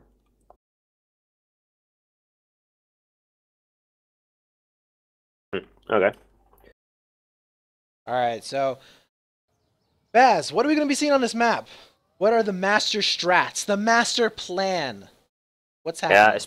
Yeah, like in the mid top, they have like the 4 buildings, and it's really important to have like control of at least 2 of them to have like hold the bomb, and then the other 2 guys of your team just need to fight for the bomb. It's a bit like Savold, you need like the mid control. If you don't have that, then it will be really hard to get to the bomb again. So I think they will see some engineers for the buildings and just camp a little bit on the buildings in the middle and have like a really big fights on top of the map. 2 NGs right now for dying to rush, and no engineers for mist. They're going all meds right now, which is interesting. That's kind of like what we would see for domination, where one team would go heavy engineer and the other team wouldn't, just because the other team knows that they're probably going to have those buildings blown out anyways. But I think that it would have helped that they have at least one, because the map is so big. But we are going to be seeing mist playing out exactly like what you were talking about before. There's that mid-control fight that's going to be going down in just a few seconds. Ollie is going to be that person going up into mid, facing off against Ace here. Try and find any headshots to go ahead and pop. But at the same time, we do see a fight that's going to be shaping up here outside. And First Blood will be going over there towards mist. That was going to be Ollie. It's really curious that Magnum is still in their own base, just defending their own side. Ooh, like that play right there from the engineer, taking down the wall. That's almost a guaranteed position here. And he gets the kill there, taken out in control as well. That right there is why you want to have at least one engineer on your team to be able to open up those particular avenues. But we do see a 2-on-1 shaping up right now on the north side of the map. And they're not going to be able to win it out. That's going to be missed, taking control of the bomb, completely wiping out on the north. We do see no control, though, on the south side. Every single one of those players did get wiped up from mid. And this could prove a very annoying situation right here as they're trying to force their way back down the map. Yeah, mYst has some trouble now because they're in the open. They need to go back to the north and just have like a bit of cover to go back to the left side. We're going to be seeing Dying to Rush right now taking a fairly decent chunk right now of the map. They have control almost entirely in mid. Oh my god! Smile just said, sit down, troll. You don't belong here, as he gets the 180 turnaround after jumping off the building, and now they do have control of the bomb themselves, going in for that A plant. Should be able to, well, no, they do get picked up there. No smokes going down. May have been able to do a little bit more than that if they had a little bit of cover. You see Utilicakes now forcing his way back in. Gonna try and do some damage, though. Wrong time to reload. Makes his way somehow inside the bomb school building. And, oh no, is he going to try and go for these defib kills? He's going to go for it, and he gets it! Utilicakes right there! Getting the defib kill on top of the bomb site. Beautiful play. You gotta love those. You gotta love them. And now it's going to be up to NVX here. They're following it back up. They got to clear out the last couple of players. 3 will be up and alive currently right now around this bomb site. Now the bomb is respawning. I believe it is all the way up the north. Yes, it is. We're already going to be seeing a couple of players there from mYst forcing their way back on up to try and get control of the north side as fast as possible. And it does look like they are going to be able to get up there first. Yeah, really nice recontrol. And even without smoke, they could handle it. We all know it's the defib. The defib was the reason why. I mean, it threw the other team off so bad. They're like, whoa, what? And yeah, you know, it just happened. Anyways, Smile is going to be backing on up just a little bit over here into mid, trying to make sure that they are not going to be able to just run their way down all the way to that bomb site and plant it as fast as possible. If you look at it, though, we do see 2 engineers now on both sides of the map. So mYst deciding, you know what, maybe it is a little bit important here to have a couple of rockets right from the start. And Smiles here is getting completely overwhelmed. Finally does get shot from Shark there, who's on the north side of the map, down to 1 player alive. This is going to be Ace, who's frantically going to try and come back in on towards this Alpha bomb site to try and defend against it. But really slow play right now from mYst. It's not really bad, to be honest. They just need like 2 more picks. Yeah, this is. Just go for it. Oh, we do see it's not done yet. They're not back into the A site just now. As we do have, oh my god, another turnaround. And a try to get the hip fire there with the Rex. Not going to be possible, though. A bomb has gone down. Magnum will be up above. More spawns are going to be coming back in. But, oh, no, they get taken down on top of the roof. Really, no cover whatsoever. 3 players now down to 1 player alive here to try and get back in onto this Alpha site. The spawns are going to be coming back in for mYst. They should be able to hold off on this fairly nicely. More rocket kills are going to be coming back in. Now it's a 2-on-1 situation. Alpha site is, for the most part, undefended. We do see all 4 players on top of this alpha site. No, no, with the EOD bot. Oh my god, he doesn't get the EOD, but the frag is going to be able to come back in there last second and kill the diffuser. Now we do see one more player trying to get back on it. Smiles not able to make it happen. Down to Sexy here and Ace with one player left from mYst who could do it, and he does. That's going to be NVX getting a 3-man wipe to lock down the first bomb on Goldman Railway. So, but yeah, that EOD was like the saver, to be honest. That was awesome, wasn't it? Oh, you know, I see how useful that could be, but it killed him on lockers. It killed him on lockers. The guy was setting it down.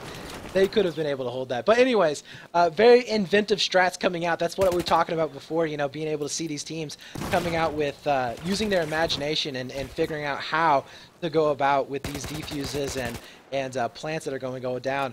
But we do see Smile on the backside here of the bomb spawn. Will end up trading out with at least one. Can't really find out the last two players. Oh, man, should have went in for the res, but unfortunately does end up getting taken down. So the bomb will be going back into the favor here of mYst once again. And I have to say, you know, if mYst right here goes up 2-0, I definitely think they're going to be able to take this series. Yeah, and they are so strong now. Also, like kill-wise, you can see it. They're really strong. It's the long-range game, man. I think it's because it's a long-range map. These last two maps have had extremely long lines of sight. They've been able to use those Ace-23s, and I mean, it's been working for them. And also the thing is, like, you can see now, the pace of their playstyle is so, like, medium. It's not, like, really quick or slow. It's just fine. Yeah, it's very mechanical. You know, they get a few kills, they push up. They get a few kills, they push up. They get a few kills. Oh! NVX getting that Magnum shot on the head. We'll be able to take him out. Trying to get the two-piece here with the AEK. As he's proven my point right here. Get a couple of kills. Go ahead and push their team on up. We do see falling back a little bit with the bomb, though. They are going to be getting back rage a little. Nope, Dying to Rush does get spotted back out. Now it's up to Smiles here. Try and make a play. He is going to be able to see one. Not able to get the frags on him just yet. Pulling out that Rex. Finishing him off with the headshot, though. And with that bomb down in their own territory, this could spell a little bit of worry here for mYst. Yeah, that was a big mistake as bomb carrier going to your own bomb site. Well, I kind of, if they're playing for time, I can kind of see that. But, I mean, with 3 minutes left on the clock, you don't play for time in the first round. You know, 30 seconds, I could absolutely see that. But with 3 minutes, no way. Utilicakes, though, able to get a nice little two-piece there. I think they've cleared up everybody in their own base. They have. That was a full squad wipe that just went down. Immediately, we do see the push coming in from NVX as well as In Control, making their way all the way over here towards that B site. I think this may be where they're going to go in for the plant. In fact, I think that just about every one of the plants that we did see on Goldman Railway last cup was on the C side, not the B side.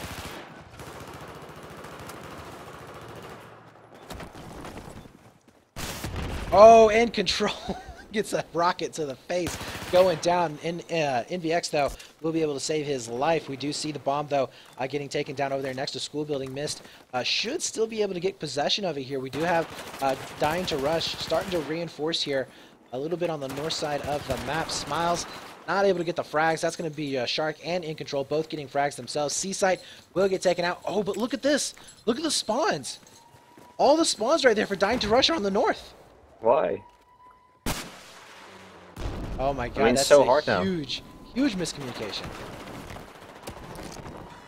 And the EOD is in place again. Here we go. Baz, are they going to be able to make it in there?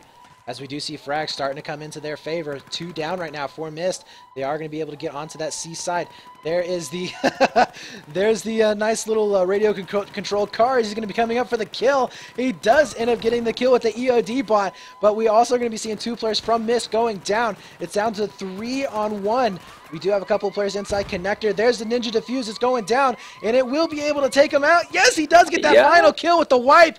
Massive play right there, as we are going to be seeing Dying to Rush right at the last second, able to get the defuse and the kill for the wipe. And, you know, that's a hard decision to make, I have to say. You know, it's like, do I push in, get the kill, ends up basically winning the game for my team, or do I stay safe, let them get the defuse, and everybody spawn in and try and fight over the bomb in their own area?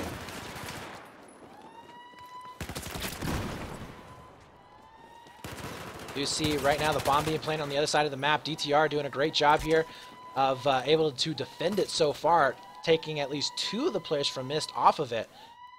Where is mYst going to be coming back in? We do see 1 on the north side, 2 down into the south, and you know, this is looking really good right now for Dying to Rush. They have all 5 of their players up and alive. They're spread out really, really nicely here for these crossfires.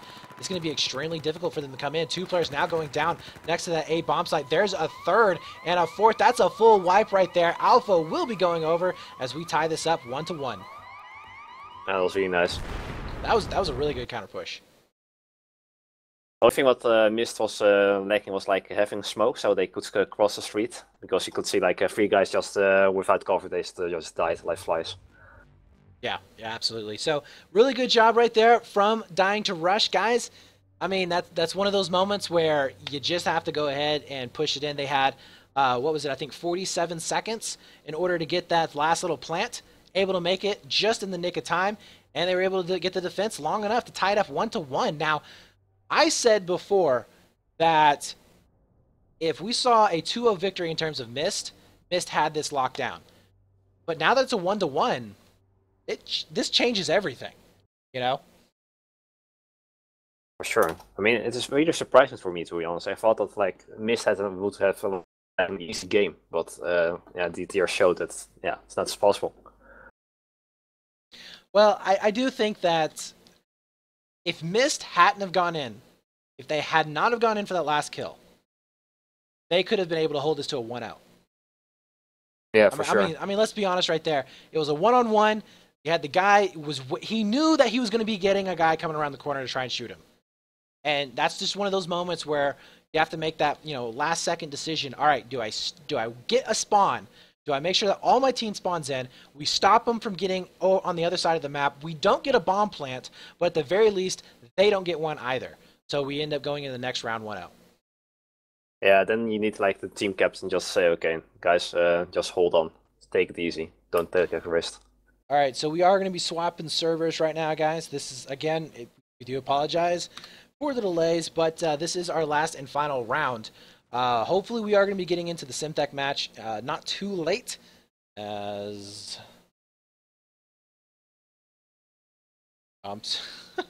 reading the wrong message there. Whew, that scared the crap out of me. But hopefully it's not going to be too awful late. But we are going to be waiting in for those players to go ahead and switch on over. But so we're going to be going over to a South American server on this on Goldman Railway last round. And I don't know. I think that mYst can still win, but it's going to be hard. Yeah, the thing is, they have really good building control, but if DTR just flanks them from behind, they don't know what to do. So they need to adjust, like the bomb carrier doesn't need to be like in the back of the line then, because you get attacked from behind. So the bomb carrier just needs to move like in the middle of the group and then go forward slowly. Well, how much of that do you think that, I mean, they just thought, how much do you think that they just thought that they had the game won and they didn't really try that hard? You know what I'm saying? Like last week, we had Simthic, who allowed URAN to plant with like 20 seconds left in the clock. It was ridiculously slow. But, I mean, even I thought that possibly we had already won the game and there's no reason to respawn back in. By the time that they noticed it, it was too late, and they ended up losing the map because of that. I think maybe that's kind of what happened with mYst there. They didn't really think that they could make it over towards that alpha bomb site and be able to hold it till the very end, just because they only had like 48 seconds left. Yeah, that's the thing about this mode. You can't have your guard down, so you need like the last second. You still need to play it out. Yeah, absolutely. Well, I mean, we've seen it before. Last second plants coming back in. Well, we had the Mercenarios match last week versus Wolf Team. They got the plant in overtime on lockers. It was it 4 minutes and 47 seconds? Yeah. Something like that? Yeah, it was like 4 minutes, 47, 48 seconds, something like that. It was ridiculous. And they were able to win it because of that. I mean, just, you have to play till the clock says nothing. So we are going to be waiting in for those last players to jump on in. I think mYst is going to be able to wrap this up. They're going to struggle. It's going to be a little bit hard because I think both of their top fraggers are from North America, so they're going to have a little bit of an issue on a South American server. We'll see how that comes into effect, but I think because of the way the map is set up, because you have long lines of sight, because it's a little bit more open, you can spread out a lot more. It relies more on shots from crossfires as opposed to just raw zerging power. They have a slight advantage. Now, I'm not saying that Dying to Rush can't come out and win this. They absolutely can. It's anybody's game. I just think that mYst has a slight advantage. Yeah, they have a slight advantage. But the only thing they need to do is like when they want to retake a bomb, they need to use smoke because last times they had luck that they could kill it. But if those guys in the buildings just 2 seconds hide and then come up, then they're all full in the open and they lose all their fights. You know, something that we haven't seen at all is the A94. No, not today. Yeah, we saw a little bit of it. But we saw more of it in the Go 4 Cups. Now, whether that be just because it was a new weapon and that teams were testing it or not, but have you shot it yet? Have you used it yet? Yeah, I really like it, but it's more like a medium to long range weapon than for short range. And for this map, like for Gormwood, it's pretty good. I mean, Lockers, that's a no-brainer, but I was using yeah. it on Dawnbreaker a couple weeks ago, last week. I liked it. I thought it played really really well on that particular map. I'm kind of surprised that we're not seeing it, in more. Probably because people just are not used to it. You know, they're used to that Ace 23, which had a few changes to it. If you guys did not know, but I think that's probably why we haven't seen a whole lot of it. Kind of would like to see a recon kit popping out at some point. I really do think, and I feel like if we have a team that has a good recon on them, they are going to be able to lay down a massive amount of damage on maps like this. Because if you can control the north or mid, I mean, you just have such an advantage with high ground. Yeah, especially only problem is like maybe you have a point, and also like the MAV you can use is pretty good for just the guys hiding at their own buildings. Yeah, absolutely. Once again, guys, if you want to check out the brackets, I see a couple of people in chat asking who's all playing today. Type in !bracket, should bring you right up to the link. And then, of course, if you guys want to sign up for our future cups, absolutely do so. Just head on over to the website, play.eslgaming.com/battlefield. We also have Xbox and PlayStation 4 cups for both Hardline and Battlefield 4. In fact, we have a PlayStation Plus cup that's going to be coming up tomorrow. Already 40 teams have signed up for it. So definitely get your team signed up right now, as I'm not exactly sure what the prize pool is, but I'm pretty sure there is some sort of a prize pool for it. Because it's European Cup, I don't really focus that much on it since I'll be working, unfortunately, when the cup goes down.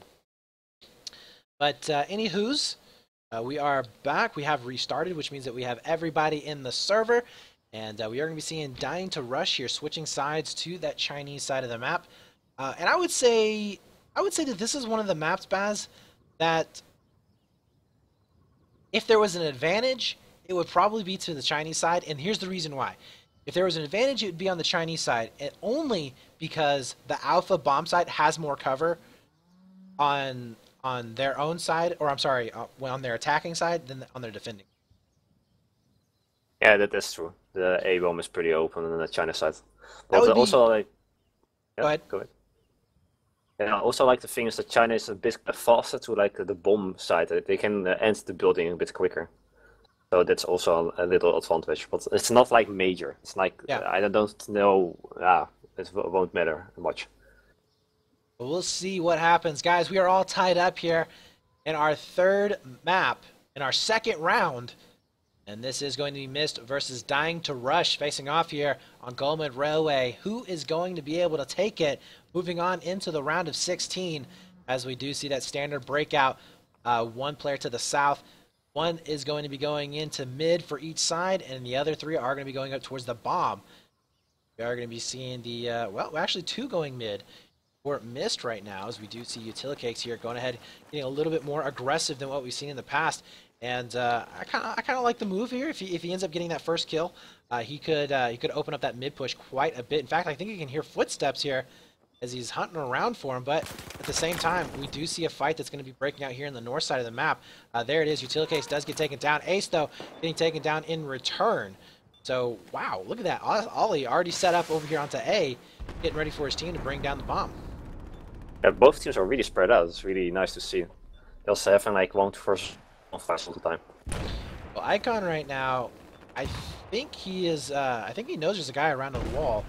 Not sure if he's going to be going around for the turn, but we do see a couple players getting picked up there into the north. There he goes. Icon will be able to take down Sexy. And that does open up the north. Nobody's left up in the north side for Dying to Rush. But at the same time, Dying to Rush pretty much had cleaned out their own base. We do see Shark back up and alive here inside mid, as he's going to be able to defend against any kind of a back rage that could potentially happen from this Dying to Rush squad. Yeah, mYst is taking it slow again. It's really good. As well they should. I mean, they should play exactly like they did in the last round, barring the... obviously giving up that one bomb, but they played that extremely well, and they had control of the map for the majority of the 10 minutes that we saw playing, and we are going to be seeing NVX able to pick up at least one of those kills. Looking for the second one here, possibly. He does have the bomb, which means that he's going to have a literally a target painted on his back here, as we do see NVX finally getting taken down, but Shark is going to be up above. Will be able to finish up the kill, as he's going to be able to get control of the bomb right now. Do they go for Alpha? No, they end up getting shot from behind.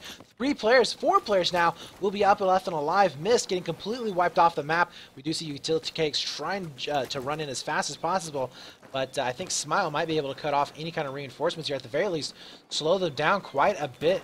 You can hear the footsteps running all the way around. Smile will be able to pick up at least one. Looking in for the second one. He does spawn him out. Not able to get the shots on him just yet. That Alpha bomb does go down, so we will be seeing Dying to Rush here with that first potential bomb site going into their favor, and that is going to be almost a full wipe right there. We do see Ollie is going to be spawning back in. He is going to be all the way over here on the back side of the map, or the middle side of the map. Wow, that was terrible. The middle side of the map. That is... words, guys, words. They don't mean anything. Oh my god. Shark, though, coming back into the bomb site, will be able to get spotted. Not able to get the frags, though, that like they wanted to. Ace, I have to say, this was really good defense so far. I mean, Dying to Rush was spread so far out that every single time that they tried to go in for the defuse, Dying to Rush was able to come back in and clean them up. Yeah, but mYst were really trying. I mean, they regrouped like really nice, but TTR was just too strong. Well, mYst right now is going to go ahead and take the opportunity to push back in onto the opponent's side of the map. We are going to be seeing Ollie leading the charge here inside mid. 2 players will be down to the south, as Ollie will be able to take down Ace there. Utility Cakes, though, running into a little bit of issues of his own. He is going to be using that Engineer Kit. Something that we were talking about before, Engineer Kits are out for both teams now.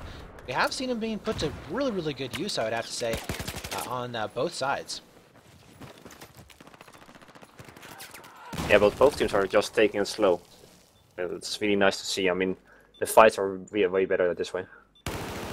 Absolutely. Sharks playing extremely defensive up above. We'll be able to pick up at least one. Spots out a second one as well, taking down 2. Can he make it a third here as he sees the head popping up above the ground? Not going to happen today here, but his teammate Icon will be able to make that happen as he picks up Ace, looking for a possible push from behind. But oh, look at that. We will be seeing Sexy going huge there with a trade out. They weren't able to get keep control of the bomb, but we do see them getting completely wiped up. Now mYst is going to be on the back foot. 5 minutes and 32 seconds left on the clock. This is a lot of time here for either of these teams. mYst needs to take it slow. I mean, they can't lose this one. No, they can't.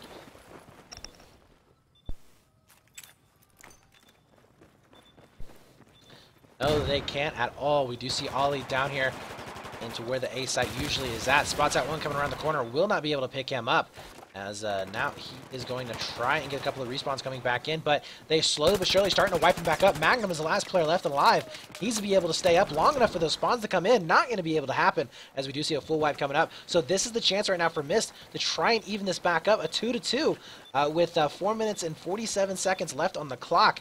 And this is going to be very, very interesting to see if they can hold this off. This is, like we said before, probably a little bit harder side of the map to get a plant on. But once you get that plant, you have such a massive advantage to try and get the save here.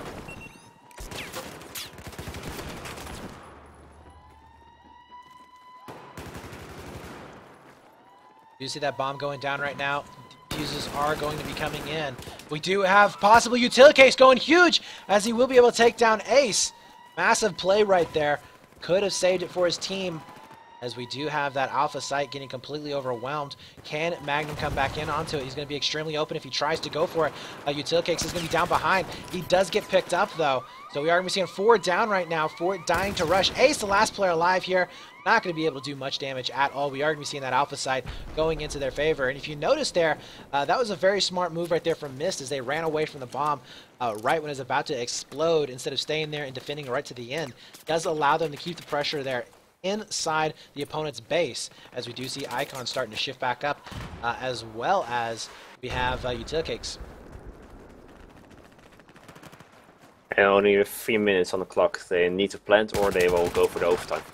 Well, I have to say, 3 minutes and 30 seconds is a lifetime in this particular mode, especially because the clock does extend if the bomb gets planted below 45 seconds. So if we do see a plant at 45 or lower, it will extend out just enough to where either the defuse ends ending the game or the explosion itself ends the game. So there is, to me, a lot of time on the clock here. Now here comes the push. We do see Utility Cakes throwing out those preemptive smokes to try and get themselves across the map. Very wise here, going in for the revives. He needs to keep his team as close as possible for this last bomb site. Looks like they are going to be shifting over for the C side, which can be an extremely good site to actually go onto to hold, but unfortunately does get picked up. Nobody from his team followed him over there. And mYst is now lagging behind. They need to move back. Oh my God, no, this is horrible. This is looking exactly like it was last cup, or last round. We're seeing them at the last second here, dying to rush, just basically hoofing this bomb onto the other side of the map. And Ollie doesn't even get picked up. We do see the bomb carrier in a position to try and get a couple of frags coming out of spawn. But, man, I was going to say he could just back on up, wait for his teammates to come in, burn a little bit more of that time, as we are evened up all across the board. It is 2-2 currently. So it can go into overtime here, as we do see Dying to Rush just trying to struggle to get control of that bomb. Both of these teams extremely close right now. You see NVX able to spot out 2 of the players there. Able to pick up at least 1, not able to pick up the 3rd though. Overwhelmed. Now that C site will get completely overwhelmed and planted on in just a few seconds. We do have Ollie with the spawn coming back in. This could be it right here, guys. Potentially ending this out. Sexy does end up going down. We do see Ollie also getting picked up. Oh my God. 1 player left up and alive here onto the south side. Utility Cakes trying to come in for a back rage. Minute and 15 seconds left on the clock. This is going to be so close right now. Utility Cakes almost messing up there. We'll be able to finish out that kill, though. We do see smokes coming back in. Magnum shots are going to be coming back out.